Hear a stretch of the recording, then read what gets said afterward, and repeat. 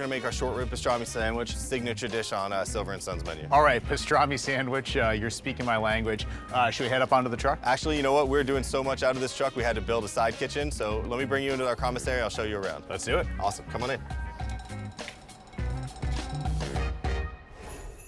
Wow. All right, so pastrami, looks like you're starting with a brine here. Yeah, we're gonna get everything made for the brine, and then we're gonna pour it over our short rib over here. Short ribs, all right.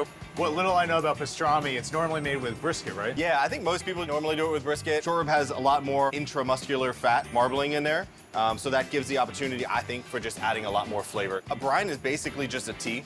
All you're gonna do is bring your liquid up to a boil, and then let everything steep for a little bit. So we have some kosher salt, we've got some brown sugar. So this is gonna be our spice blend, just a whole bunch of extra flavor.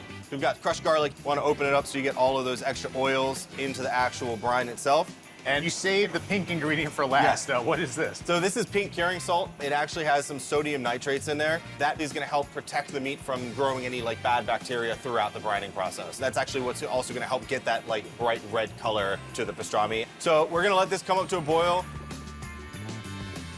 So we're gonna take this, we're gonna pour it over this ice water, which is really just gonna cool it down. Mix all this together. All right, so now I'm gonna pour this right on top of our short rib.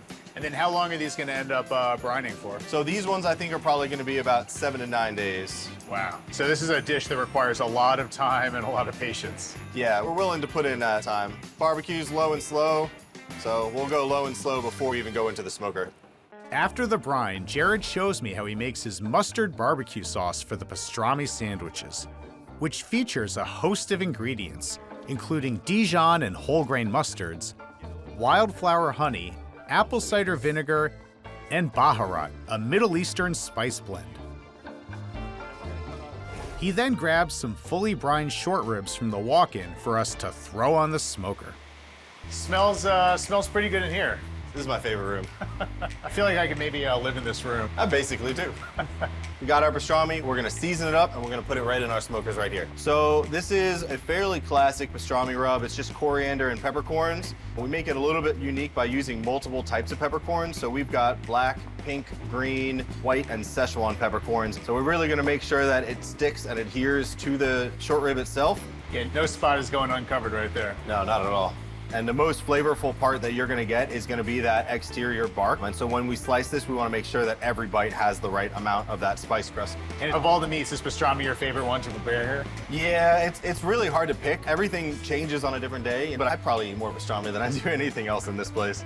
All right, so these are ready to go. Let's get them in the smoker. All right. Perfect That never timing. gets old. Yeah, perfect timing. So you can see these briskets that we have going on here, coming around on the carousel. We have, these are the lamb shoulders. So we do a pulled lamb shoulder instead of a pulled pork shoulder. We do smoked whole chickens. Some monster ribs coming up Yeah. here, but guessing beef ribs? Yes, these are actually a local Rosetta Farm baby back beef rib. Wow.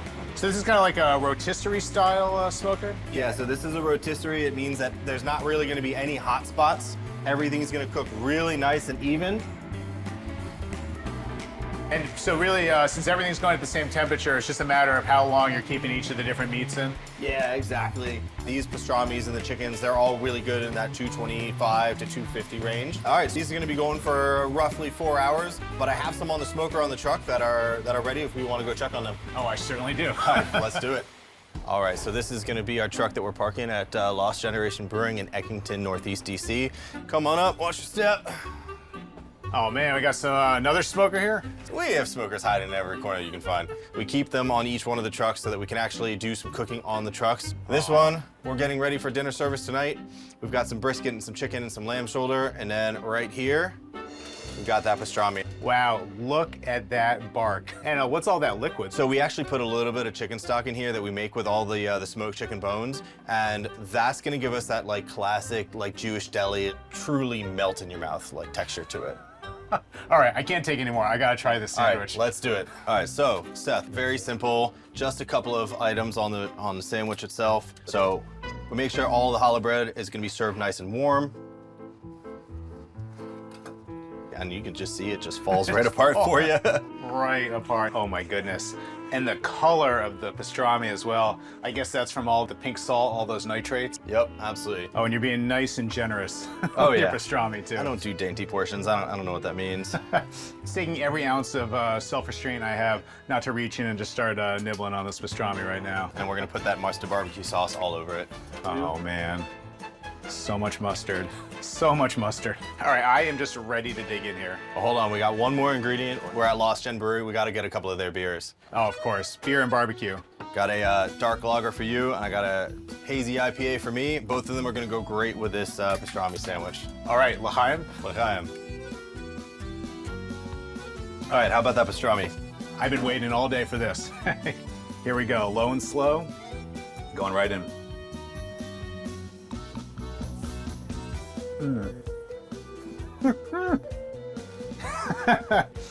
Get out of here with that. Come on, that pastrami is outrageous, and there was so much of it. I didn't even get a chance to have a bite with some challah, so I'm going right back in for bite number 2. Wow.